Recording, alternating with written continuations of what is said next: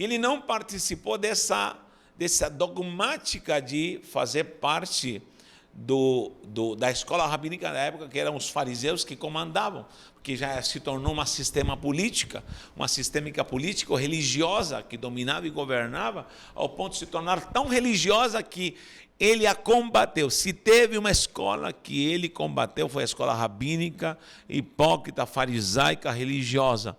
Isso, às vezes, nós vivemos dentro das igrejas também. Então, Jesus disse, eu não vou participar dessa escola. A maior prova que ele não participou é que todos os jovens que não pertenciam a essa escola rabínica, eles iam fazer labutas em relação ao trabalho que os pais exerciam. Ou seja, se o cara era pescador, vai trabalhar com teu pai, você não serve para essa escola. Aí Jesus, o que ele monta? Uma nova escola só de reprovados. Só daquela turma que tira nota 0. A turma dos fundos, sabe? Ele levanta pescadores, ele levanta cobradores de a escorja da sociedade. Por isso que eram chamados de indoutos, não é que não sabiam ler e escrever, porque o judeu aprende a ler com a Torá. Não cometamos erros dizendo que Pedro era analfabeto. Não. E muitos dizem semi-analfabeto. Mentira, a Bíblia nunca diz isso. Indoutos. Ser doutor era ter saído da escola rabínica. Aí sim, na escola rabínica eles não frequentavam. Nem Jesus frequentou. Porque a prova maior que temos é quando dizem, não é este o filho do carpinteiro? Ou seja, se era filho do carpinteiro é porque acompanhou na carpintaria o pai. Essa história que contam que Jesus estalava os dedos e aparecia uma mesa, isso é mentira. Isso é coisa inventada por homem, né? Que Jesus tinha uma casa na praia, sim, ficava na Galileia, na Galileia. Isso aí é mentira, é invenção de gente que gosta de viajar na maionese, mas que Jesus era rico, isso não procede. Agora, que ele era filho do carpinteiro, sim, porque ele se sujeitou a José e a Maria até os 30 anos, embora José desaparece de cena antes, mas ele se sujeitou. Não é esse o filho do carpinteiro? Eu creio que ele trabalhou na carpintaria ajudando o pai. Era a função de José, carpinteiro.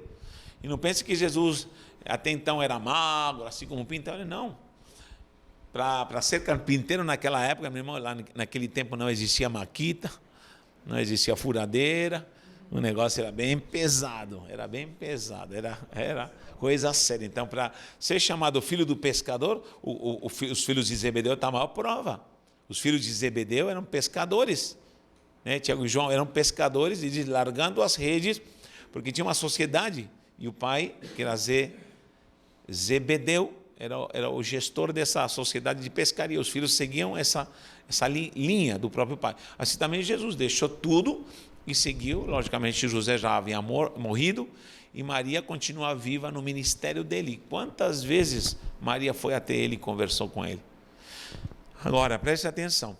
É lógico que depois de 40 dias e 40 noites em jejum, no sol, de 40 graus no deserto e frio à noite, é lógico que ele ficou talvez magro, demacrado, cabelo comprido, né? Não pense que em 40 dias tinha alguém fazendo a barba dele. E aí surge um perfil de alguém que de fato traz a essência do que era a salvação. Quem é este Jesus? Quem é este Salvador que dividiu a história antes e depois dele? Quem é este Jesus que, embora queiram ou negar, ele está presente, tomando todas as raças, línguas e cultura e domina a história, tudo parece que está em função dele, porque está escrito, porque dele e para ele, por ele são todas as coisas. Ele é o centro das Escrituras, desde Gênesis a Apocalipse, nós vamos ver isso, e ele é o centro de toda a criação, tudo está nele e por ele. Então, ele é Jesus de Nazaré. Houve muitas demandas para Jesus, gente, muita gente se demandou de Jesus. Outro dia eu estava falando com a igreja, tanta gente que correu atrás de Jesus buscando algo. Outro dia eu apresentei 4 perfis de pessoas que demandavam desse Cristo. Jairo fez questão de que Jesus fosse na casa dele.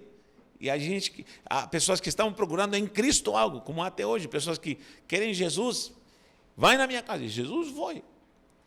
Outro disse, não quero que vá na minha casa, o centurião. Diz somente uma palavra, eu me conformo com uma palavra.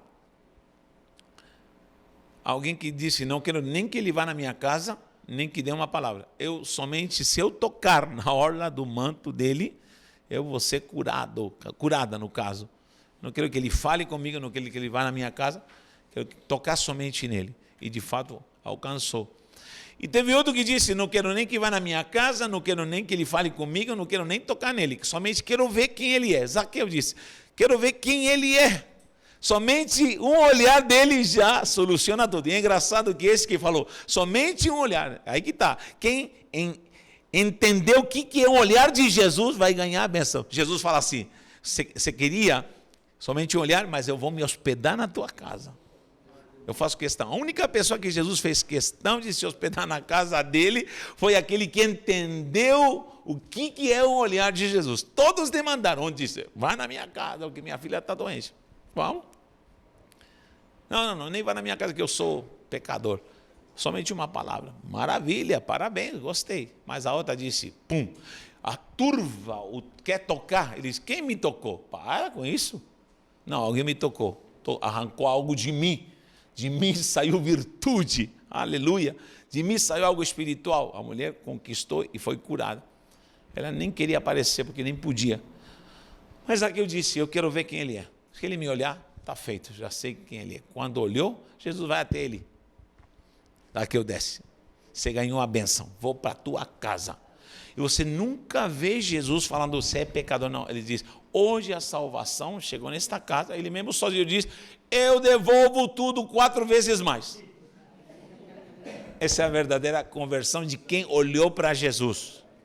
Olhe para Jesus. Aprenda o que é olhar para Jesus, que tua vida vai ser muito abençoada. Tá bom? Então Jesus marcou a nossa história. Jesus, pode falar aqui. Ele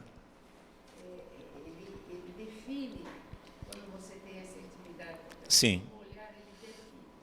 E quando os nossos pais olhavam para a gente, ele... Pronto, olha aqui, uma mãezona falando aqui. E uma filha também, na condição de filha. Olha a ligação de intimidade. Aí vamos começar a pregar.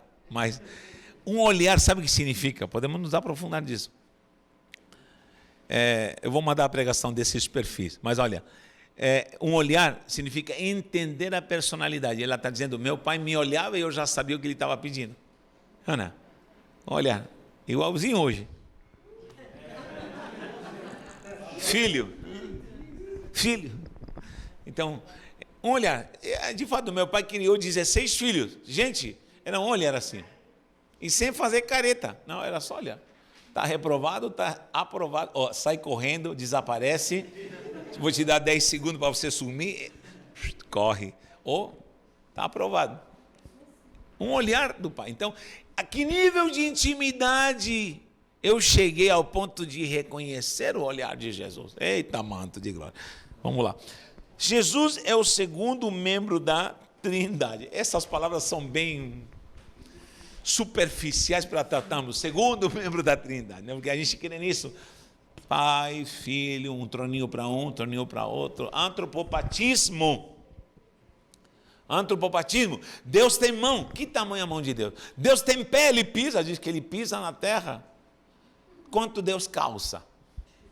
1 trilhão, quanto ele calça? Que tamanho é a sandália de Deus? Ele tem um trono, que tamanho é esse trono, gente? Se ele se assenta no trono, no teu trono, é linguagem figurativa. Outro dia eu perguntei numa sala de aula, como já perguntei aqui, eu estou nessa sala, a sala é maior do que mim, porque nós estamos nela, é ou não é? Ela é maior do que nós, porque nós estamos nela. Se eu estou na sala, é porque a sala é maior e comporta todos nós, ok? Agora, quem é maior, Deus ou os céus? Aí é antropopatismo, dimensão física de querer colocar Deus numa dimensão. Quem é maior, Deus ou os céus? Se você diz que o céu é maior, então há algo maior do que Deus, os céus. De repente Deus tem que andar no céu, e chegar de um extremo ao outro do céu. Uma moto supersônica espiritual, não sei o que vai ter. Essa é a ideia que nós queremos ter terrenalizar, tornar terreno aquilo que é espiritual. Então, se tudo está nele, aqui diz em Colossenses, principados, potestades, poderes, tudo foi criado nele, toda a criação foi criada nele. Os céus serão tronos, serão governos, diz a palavra, Paulo. Foi criado nele e para ele. Poderes, tudo nele. Então os céus estão em Deus. Por quê? Porque Deus é maior do que os céus. Porque quando falamos maior e menor, estamos falando de dimensões humanas, linguagem humana. Lá no céu não existe algo maior ou menor. Tudo é espírito, é uma essência que não dá para compreender. Não comece a falar comigo de céu, porque você não entende, nós não vamos entender. Só que temos algumas pinceladas de linguagem figurativa para que possamos entender. Ruas de ouro. Mas é 18 ou de 24? Quilates. Esse ouro aqui mesmo? Se é diamantes, vi pedras preciosas. Calma, é a linguagem antropopática de algo espiritual que é dado a João para que possamos entender grandiosidade. Agora preste atenção, será que há diamantes no céu, literalmente? Então é algo muito mais espiritual. Prefiro Paulo quando diz, vi coisas que olhos nunca viram, e aquilo que nunca desceu ao coração do homem, e não dá para explicar, e vou ficar sem explicar, porque não dá para entender, é aquilo, coisas que ouvido nunca ouviram, é o que Deus tem preparado para os céus, eu creio nisso. Então a dimensão espiritual é muito mais profunda, conhecer a Deus, compreender a Deus, é uma dimensão espiritual, quântica, sobrenatural, que você jamais vai poder compreender, se não for por uma revelação santa do Espírito de Deus. A prova de que o próprio Jesus estava com a essência, a personalidade do próprio Filho e também como Deus, quando Felipe diz, mostra-nos o Pai, e nos basta. Sabe o que Felipe estava dizendo? Você é bonzinho, mas prefiro ver o Pai. Você está bom, você superou as expectativas no teu ministério, como pastor, como líder, mas mostra-nos o Pai, porque eu quero ver o Pai. Se fala tanto do Pai, eu falo, Felipe, há quanto tempo estou convosco, ainda você não viu o Pai? Quem vê a mim, vê o Pai. Jesus existia antes de ter nascido como Jesus de Nazaré. O que no Gênesis, chamado Bereshit, a própria revelação da Torá fala, diz, no princípio criou Deus o quê? O céu e a terra. Bereshit. Certo? Criação, início.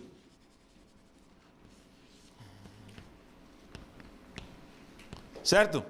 Concorda comigo? Aqui temos o início da criação. Aqui é a fundação do mundo. Aqui é a criação do mundo, ok? Isso é Bereshit. Daqui para frente começa uma criação. Quanto tempo tem desde os dias da criação, que não são dias de 24 horas, ou de sol, porque somente o sol é criado no quarto dia, tudo aquilo que nós ensinamos. Então, esse é o Bereshit. No princípio, diz a Torá, é Bereshit, criou Deus os céus e a terra, certo ou não? E a terra estava sem forma, vazia. Quanto tempo passou até criar o homem no Éden? Toda essa dimensão é visão, céus e a terra. Só que essa é a criação. Só que João faz uma revelação aqui muito mais para frente. Aqui, João. Ele tem uma revelação, diz assim, no princípio, mas não é da criação, diz, no princípio era o Verbo. E o Verbo estava com Deus, e o Verbo era o próprio Deus. Então o que acontece? Esse Verbo é a eternidade somente poderia o conter, já existia de onde? De eternidade em eternidade. Outra coisa que não há na dimensão espiritual, contagem de dias, e nem na ontem, nem hoje, nem amanhã, é um dia só. Lá na eternidade existe um dia chamado hoje, que é o dia da eternidade, pronto. Como assim? Tudo que já aconteceu, tudo que vai acontecer aqui na Terra, isso já está sendo visto num dia só, num tempo só, num segundo só. Olha, nem milésima de segundo tem lá no tempo, porque é uma ação sobrenatural. Conclusão, esse verbo já existia e o verbo era Deus. Então João revela uma coisa, de que antes da criação, da fundação do mundo, o verbo já estava, o verbo era o próprio Deus. Nele estava a vida, e a vida era a luz dos homens. Então já havia luz aqui. Sim, quem era a luz? O próprio verbo. Quando ele cria e diz, haja luz, ele diz, manifeste-se a luz à terra. Que luz é essa? A luz de Deus, porque o sol vai ser criado só no quarto dia. Concorda comigo? Então quando diz, haja luz, não é a luz do sol. Não é uma luz física. Quando diz, haja luz, significa, ei, volte-se o verbo para esta terra. E aí, de fato, ele separa trevas e luz, que isso também é uma dimensão espiritual. Então, Jesus já existia. Quando quiseram apedrejar Jesus? Quando ele disse, ei, vocês falam tanto em Abraão? Antes que Abraão existisse, olha o termo que ele usa, eu sou. Acabou. Aí quiseram matar, apedrejar. Tu não tem nem 50 anos, cabra. Você está falando que antes de... Isso passou no meio deles. Por quê? Porque ficaram endemoniados, porque ele diz, eu já existo antes. Só que presta atenção, nessa essência verbo, diz a palavra, que ele nos escolheu aqui, ó, antes da fundação do mundo. Marco Aurélio aqui já estava escolhido antes da fundação. Aqui, nessa essência, você já estava. Meu Deus, quantos anos isso? Não sei explicar. Quanta gente não entende isso, mas nessa dimensão é que nós já viemos com uma pré-programação da sobrenatural de Deus, para que você viva. Quanto tempo passou desde a criação do mundo, desde a fundação do mundo? Que data foi a fundação de São Paulo? Quem sabe aí? Os que moram em São Paulo, genuínos, originais, legítimos. Que ano foi a fundação de São Paulo? Deixa para lá, olha só. Agora preste atenção. Tudo bom. Agora, que data foi a fundação do mundo? Piorou. Descubra a fundação de São Paulo, que é mais fácil. Só que ele te escolheu antes da fundação do mundo. Sabe por quê? Porque você já estava em Cristo. Nós já estávamos no verbo. Nós já estávamos na essência da sobrenaturalidade. Os planos de Deus para passar... Adão saiu pecou... O homem no jardim vai passando, Abraão, Isaac, Jacó, João, revelar isso, vai passando até você morar. Quantos anos? Não sei, 80 aninhos que você more. Aqui de 2000 e pouco a 2000 e pouco. Pronto, você viveu 80, vou ajudar você, 100 anos que você vive aqui. Essa coisinha, essa titica aqui de vida que você tem na terra, que nós temos aqui nessa terra, essa vida já está programada aqui. E ele vai fazer com que você passe 100 anos aqui e daqui você continue para cá, que é a eternidade, ou será no céu da glória com Deus. O Cristo nos leva a isso. O Cristo nos escolheu nele. Então, estudar, por favor, essa palavra é baixa demais. Mas entrar na dimensão do Cristo, entrar na pessoalidade de Cristo, entrar na nossa essência, entrar na nossa raiz, na nossa arquê, entrar no nosso cosmos, no nosso physis, entrar no Logos, nos propósitos de Deus. Quem não conhece Cristo nunca vai entender isso, mas nós conhecemos a Cristo Jesus, autor aonde? Aqui, e consumador da nossa fé. Se alguém não aceitou, hoje eu vou fazer apelo aqui. Vamos continuar daqui a pouco. Deus abençoe.